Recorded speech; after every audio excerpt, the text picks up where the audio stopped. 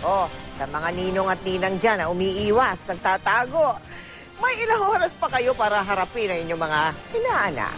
Yung iba, sabi na isamang daw bumati ng Merry Christmas at magmano.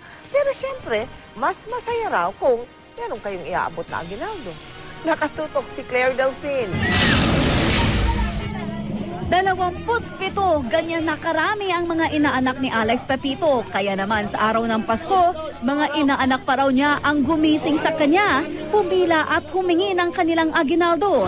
Salitang hango sa salitang Espanyol ang salitang aginaldo na nangangahulugang pamaskong regalo. Tradisyong Pinoy ito na pinakahihintay-hintay lalo na ng mga bata. Nakangiti namang inabot ni Alex ang mga pulang envelope sa mga bata. Salamat po, Ninong.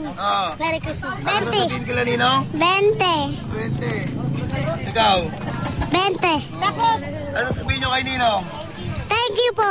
Masaya tayo, nakapagbigay tayo ng sa mga bata. Ang Christmas talaga para sa mga bata talaga yan. Ganito rin ang tagpo sa tahanan naman ni Rodel Puno na maaga ring dinalaw ng kanyang mga inaanak. Mano po Ninong, sabay tanggap ng inaabangang aginaldo. Papasalamat tayo sa may kapal na binigyan tayo ng buhay na sana umaba pa ang buhay natin, lalo na sa mga bata. Ang mga bata bilang pasasalamat, Gangnam Dance ang handog sa mga ninong na kahit hirap ang panahon ay di nagtago sa mga inaanak ngayong Pasko.